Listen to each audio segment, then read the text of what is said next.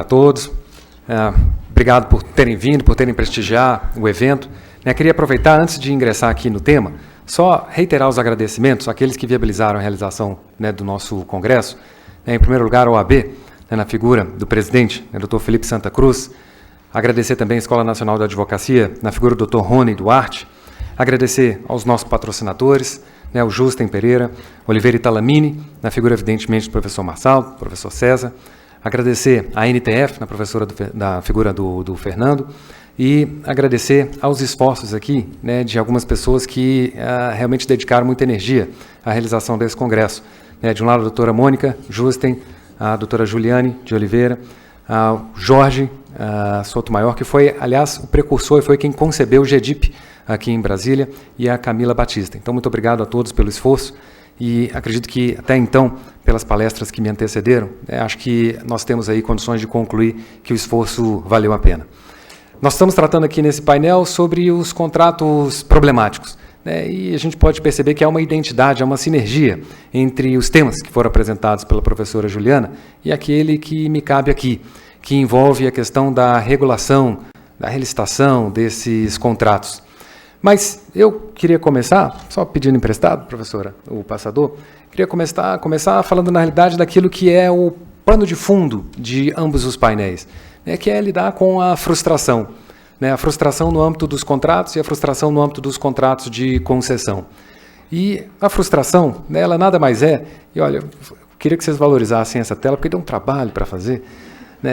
A frustração, ela é o fruto de uma equação entre expectativa e realidade. Aliás, hoje a gente vê o povoamento na internet desses memes, expectativa versus realidade. Pois muito bem, isso também acontece no âmbito dos contratos de concessão.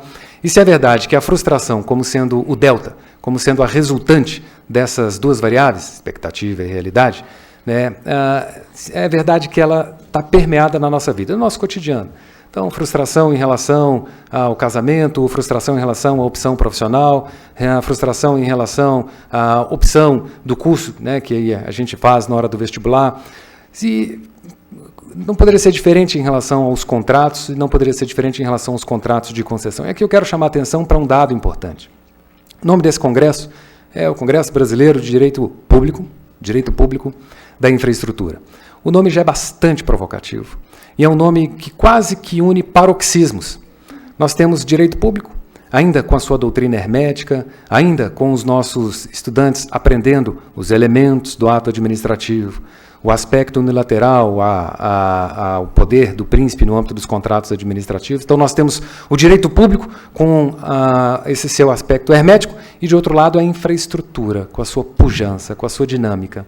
A infraestrutura que envolve relações de longo prazo, relações que estão expostas nesse longo período de duração a interveniências, a idiosincrasias, a aspectos não esperados.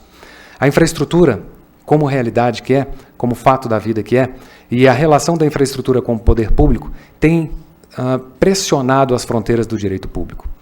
Portanto, eu queria sugerir que, ao invés de fazermos, professor Marçal, o terceiro Congresso de Direito Público da Infraestrutura, a gente pensasse aqui no nome diferente, e conversava com o professor José Vicente no almoço, e ele falava sobre a ideia dos pródigos em conceitos, dos empreendedores de conceitos. Pois muito bem, eu quero que o terceiro Congresso pudesse ser, na realidade, o Congresso Brasileiro de Direito Administrativo Quântico. Por que isso? Porque nós estamos realmente ultrapassando essas fronteiras herméticas e nós estamos aqui transitando por uma zona de incrível incerteza. Quando nós falamos dessas frustrações, nós temos uma zona nebulosa de equacionamento e de soluções. E o que a gente quer é que o direito ele possa trazer essas soluções, embora, e aqui nós seremos mais uma vez acachapados pela frustração, o direito talvez não consiga apresentar uma única solução, senão soluções diversas e soluções que vão se aplicar apenas para o caso concreto, sem chance de replicabilidade. Nós temos uma influência muito grande da doutrina aqui no Brasil, no direito estrangeiro, especialmente na experiência anglo-saxã, nós temos uma influência muito grande da jurisprudência, e é curioso que a jurisprudência, embora nós aprendamos que a jurisprudência seja casuística, ela costuma trabalhar com alguns testes. Pois eu diria que, mesmo no caso dos remédios que precisam ser ventilados para as concessões ou para os contratos problemáticos, talvez nós sequer tenhamos condições de construir testes que possam ser replicados, que possam ser escalados para toda e qualquer situação. E isso costuma nos deixar em polvorosa, porque não faz parte da nossa cultura, não faz parte do nosso paradigma jurídico trabalhar com situações casuísticas. Pois muito bem, eu dizia então que a frustração como resultado da diferença entre expectativa e realidade, ela faz com que nós tenhamos de pensar soluções para os problemas que advêm de contratos de infraestrutura pelo só fato de se tratarem de contratos de longo prazo, de contratos que envolvem uma pluralidade de agentes com distintas expectativas que também vão se dinamizando ao longo do tempo, e mais ainda por serem contratos que estão expostos a inovações tecnológicas. A professora Juliana falava do caso da telecomunicação e as obrigações que havia de universalidade dos serviços públicos, que considerava a instalação de orelhões. Hoje eu posso falar de universalidade de serviços públicos sem a linha física. Como internalizar isso no âmbito de um contrato formalizado na década de 90? São as perguntas de $1 milhão. Aliás, perguntas essas que foram muito bem provocadas pelo professor Marçal na fala de hoje e que fazem parte de algumas reflexões de mais novos administrativistas, e destaco aqui, comentava também na hora do almoço, a obra do professor José Vicente Mendonça, que estará conosco no próximo painel, e que procura analisar os problemas do direito público, da regulação das atividades econômicas, sob o ponto de vista do pragmatismo. Vamos ser pragmáticos, vamos resolver esse problema. Eu costumo dizer que, no caso das concessões problemáticas, e aqui me permite, professora Juliana, fazer uma analogia em relação à consensualidade, ou a possibilidade de substituírem penalidades por novos acordos, a ideia de um saneamento de falhas prospectivo. Seria algo como aquilo que Cristo teria falado para a mulher adúltera, vá e não peques mais. É como se essa fosse a abordagem a se dar em relação a esses contratos. Vamos resolver o problema. Ao invés de, talvez, entabular discussões academicísticas e que se atém muito mais à forma do que ao resultado prático. Pois bem, tendo isso por contexto e sabendo que os contratos, aliás, que a infraestrutura, que os investimentos na proporção de serviços públicos demanda recursos, demanda essa interface com o poder público, a verdade é que a nossa tradição jurídica ela fez com que nascessem algumas estratégias regulatórias. Algumas formas de se disciplinarem a atuação desses múltiplos agentes envolvidos. E há um entroncamento duplo no que diz respeito a essa estratégia regulatória, ou essas estratégias regulatórias. O primeiro é a que leva em conta a concessão, ou a concessão, ou concession contracts, que envolve uma bilateralidade, que envolve um instrumento jurídico individualizado e que faz com que as partes ali, de pleno acordo, elas tivessem condições de alimentar as suas expectativas legítimas uma em relação à outra. E a outra fórmula é o regulation, o discretionary regulation, como dizem os norte-americanos, ou a regulação. A regulação que tem a ver com o poder ordenador, que tem a ver com o poder de polícia, e cada qual, com as suas características, se diferenciam, conforme eu dizia, pelo fato de que no contrato de concessão nós temos a bilateralidade. E a bilateralidade, ou essa ideia de contratualização, essa ideia de adesão, permitiria, em tese, que as partes pudessem ajustar de forma mais conveniente as obrigações que estão assumindo para si. É individualizada a relação. E mais, eu consigo ter uma certa estabilidade, porque vale o que está no papel. Se não estiver no papel, não está no mundo. E, por fim, eu tenho o problema da incompletude desses contratos como um sinal de alerta mais contundente quanto à utilização dessa estratégia. É dizer, certamente, haverá frustrações ao longo do caminho. Certamente, pela incapacidade de computação de todas as informações que permearão aquela relação jurídica, alguma das partes sairá perdendo em algum momento do contrato. E quando a gente fala de estratégia regulatória, estamos nada mais, nada menos dizendo do que técnicas para recompor a expectativa das partes e para realinhar o comportamento das partes a partir daquele descompasso, a partir daquela frustração. No que diz respeito à regulação, a propriamente dita, ou aqui num sentido mais específico, a gente está falando... bom, não deu certo. Deu. Pronto. Em maior flexibilidade. Porque eu tenho um órgão regulador que emite normas, as instruções normativas, e que podem ir se sucedendo. Na realidade, mais do que a flexibilidade, eu tenho a possibilidade de imposição unilateral. Muito embora hoje já existam algumas ferramentas e algumas estratégias para amenizar a unilateralidade e o choque que algumas normas provenientes dessas entidades regulatórias acarretam, como é o caso de audiências públicas, de consultas públicas e agora da tão alardeada análise de impacto regulatório. Mas seja como for, há uma maior flexibilidade. Mas há, em contrapartida, o sinal começa a ficar amarelo, uma certa incerteza. Porque aqueles que se engajam numa relação jurídica que envolva investimentos em infraestrutura, porque é disso que se trata esse congresso, aquele que se engaja nesse tipo de atividade passa a ficar sujeito a essas modificações sucessivas do tal ente regulador, dessa profusão de normas sucessivas que vão tentar equacionar e vão tentar rebalancear a relação e as expectativas dos envolvidos.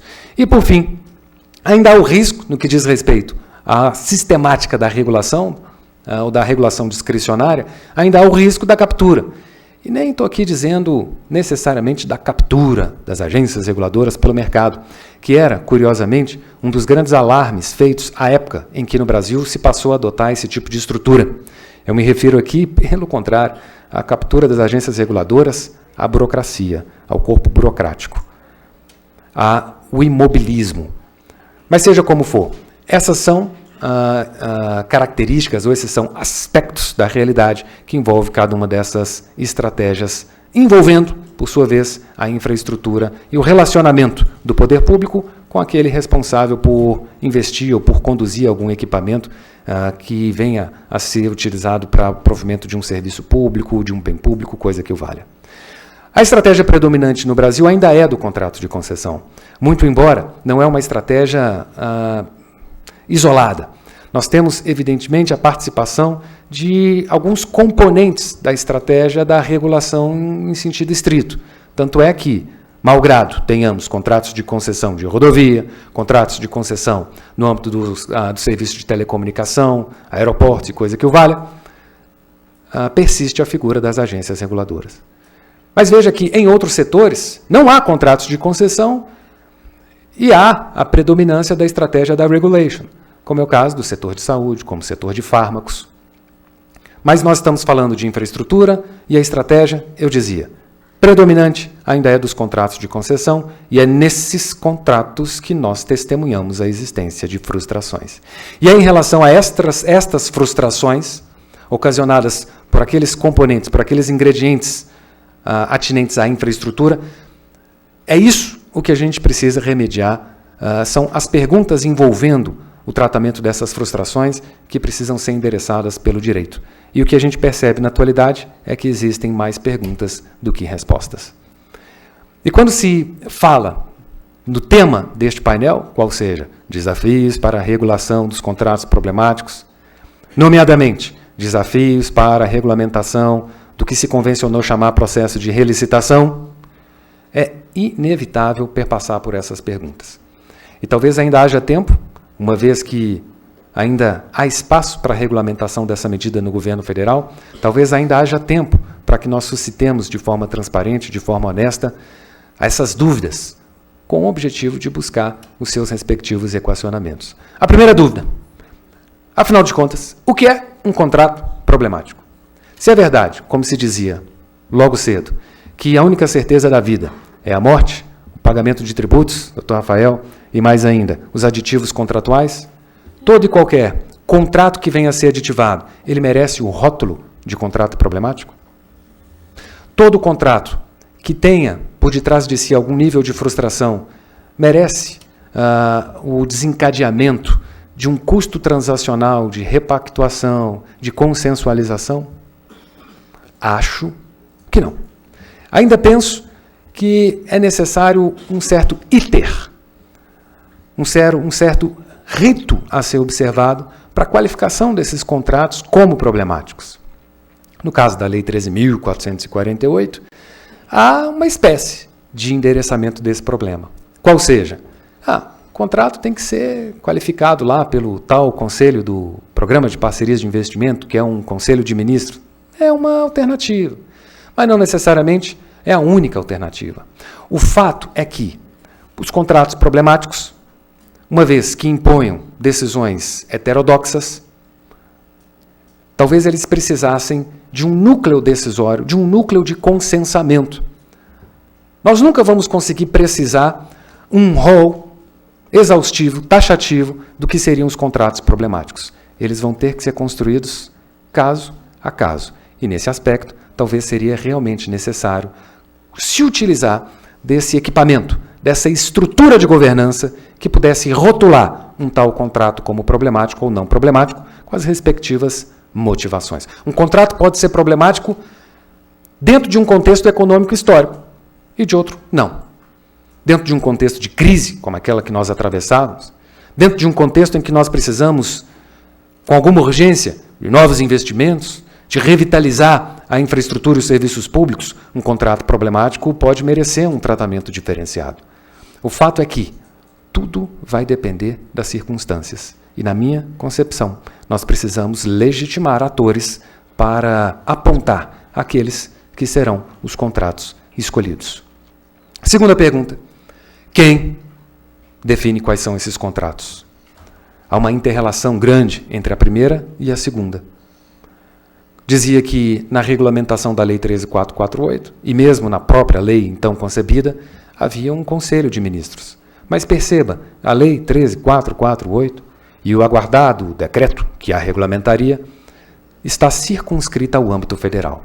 E é uma pena que os contratos problemáticos eles não se restringam apenas ao universo federal. No âmbito subnacional, nos estados e nos municípios, talvez nós tenhamos um universo ainda maior e ainda mais crítico de contratos problemáticos. E lá não há Lei 13.448. Mas lá há uma demanda para a construção de soluções desses contratos. Alguém precisa dizer quais são os contratos problemáticos nessas esferas, independentemente do decreto tal ou do decreto qual federal. E esse é um ponto que precisa ser pensado. Aliás, veja que curioso.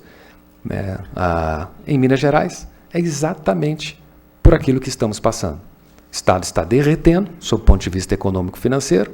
Nós temos contratos celebrados na época do Brasil alvissareiro, 2007 e 2011, e são todos contratos problemáticos. Todos contratos frustrantes e que precisam ser repactuados. São cirurgias, não uma pequena cirurgia, um facelift, né? Você arruma o contorno do nariz, não. É trocar o coração, é trocar o pulmão, é trocar a coluna vertebral desses contratos. E nós hoje vivemos, na realidade de Minas Gerais, que não é exclusividade do Estado de Minas Gerais, nós vivemos uma zona absolutamente cinzenta sobre quem opera, quem escolhe o paciente, quais são as ferramentas da cirurgia, qual é o pós-operatório e a quem nós devemos prestar contas das cirurgias realizadas. É uma absoluta obscuridade. Aqui é a zona do direito administrativo quântico. Pois bem, quais são as medidas que comportam os contratos problemáticos? Renegociação, repactuação, anistia. Anistia, uma palavra para alguns proibida quando se trata da renegociação e da repactuação. Me recordo, e vejo aqui meu dileto amigo Daniel Barral, que foi um dos precursores, uma das lideranças das discussões da medida provisória número 752, que desagou na Lei 13.448, e ele deve se recordar. Uma das graves preocupações que permeavam os debates a respeito da lei e da medida provisória era: não podemos dar anistia. Por quê? Eu não tenho essa resposta. E às vezes o que nós nos deparamos é com contratos que estão sangrando, contratos que já morreram. E a depender da repactuação, da renegociação, a depender das medidas que envolverem a relicitação desses contratos, vai ser apenas um grande teatro. Vai ser apenas uma grande demonstração de esforço para uma batalha que já se sabe, na cabeça, que estaria perdida. Por que não anunciar? Por que não fazer a cessação dos prejuízos? Ou, para usar também o anglicismo, por que não usar o stop loss? Eu não tenho resposta para essa pergunta. Mas acredito que um debate honesto nos permitiria, pelo menos, ventilar essas possibilidades sem preconcepções. Pergunta 4. Onde se renegociam os contratos problemáticos? Ora, no seio da administração pública. Pois bem, em qual gabinete? Um secretário sozinho, um ministro sozinho? E o que é pior, né? Quando é que a gente vai dar publicidade para a dita sociedade civil? Para os próprios interessados? E de longe, e sobremaneira, quando é que a gente vai falar para os nossos controladores que a gente está trocando o coração desse contrato? Qual é o fórum adequado para as discussões a respeito da repactuação? Curiosamente, nós temos hoje algumas plataformas em que essas discussões elas poderiam ser conduzidas. Ainda de forma muito discreta elas têm sido utilizadas, sem que as pessoas se percebam da potencialidade envolvida. Me refiro às câmaras de arbitragem federal. A SECAF, aqui no âmbito da Administração Pública Federal, a Câmara de Arbitragem da Advocacia Geral do Estado, em Minas Gerais, e, curiosamente, Dr. Lucas Seabra teve ontem a oportunidade de testemunhar comigo. No Ministério Público do Estado de Minas Gerais, há uma Câmara criada por instrução, por portaria ou instrução, do próprio Procurador-Geral de Justiça, que é destinada a prevenir, não só a remediar, mas prevenir judicializações. Qual é a potencialidade dessa Câmara? Nós ainda não sabemos, mas a boa notícia é, pelo menos, um dos importantes atores estarão sentados nessa mesa, um dos nossos controladores. Precisamos agora convidar o Tribunal de Contas, convidar o próprio Poder Judiciário. Eu quero dizer que a construção de soluções ela é transdisciplinar, multidisciplinar e plurissubjetiva. Um único ministro, um único secretário, um único gestor do contrato não tem um condão, não pode realmente ter força para promover as cirurgias drásticas que são demandadas nessas situações. O que é que sobrevive durante a renegociação? O que significa essa pergunta? A renegociação ela demanda, ela demora, ela exige tempo. E durante esse prazo, o contrato continua sangrando? Ou faz sentido pensar em uma fase de amortecimento? É possível pensar numa repactuação antes da grande cirurgia, ou, no caso da relicitação, de um contrato de transição até o momento em que o contrato originário vai ser devolvido. Quais são as regras desse contrato? Quais são as novas penalidades aplicáveis? Quais são as penalidades pretéritas que podem ser suspensas? Quais são as anistias que poderiam ser aventadas durante esse período de transição? De novo, estamos na área quântica do direito, mas que demandam um mínimo grau de certeza, um mínimo grau de coragem. Alguém precisa dizer quais são, e de maneira justificada, de maneira fundamentada. Como fica a licitação original? Aliás, eu junto a pergunta 6 com a pergunta 7, que traz a seguinte pergunta, o que traz o seguinte questionamento. O que é o contrato diante da sua mutabilidade? Nós ainda vivenciamos a ideia, a preconcepção de que essas alterações drásticas, elas não são admitidas porque elas ferem o caráter competitivo e isonômico da licitação. Como se o segundo colocado, ele sempre pudesse realizar uma proposta vantajosa se ele visualizasse a possibilidade de uma cirurgia no seu contrato. Eu tenho que os contratos hoje, eles são muito mais do que uma declaração de sequestro de um momento passado que não tem como perdurar no tempo. Que os contratos não são uma negação das frustrações futuras, que os contratos são plataformas sucessivas de renegociação.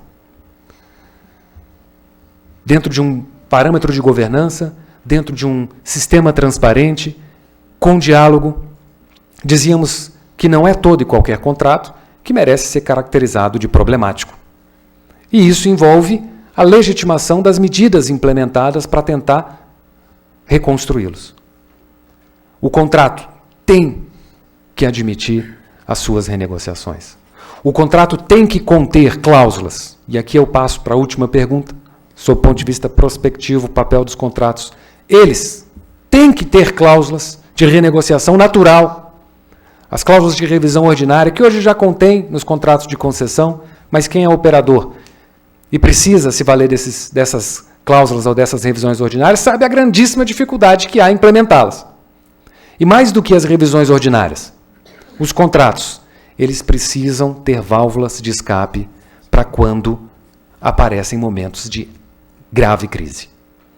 É necessário não tentar disciplinar o que é o tratamento dos contratos na grave crise, mas é importante prever essas válvulas de escape para que nesses períodos, independentemente da ordinariedade das revisões, as partes possam, com urgência, sentar e tentar equacionar a situação. A pergunta que fica em última análise, no que diz respeito à regulamentação federal, e aqui eu aproveito a presença de alguns importantes gestores que estão com a mão na massa, a pergunta que fica é: como a regulamentação da Lei 13.448, como o famoso decreto da semana que vem, ele endereça os problemas relacionados a todas as reflexões que nós apontávamos aqui. E mais ainda, como aqueles que são reféns de uma legislação como a Lei 13.448 e de um decreto que virá na semana que vem, como todos nós poderemos nos virar no 30 para dar conta das frustrações que permeiam o direito e que permeiam a nossa realidade. Muito obrigado.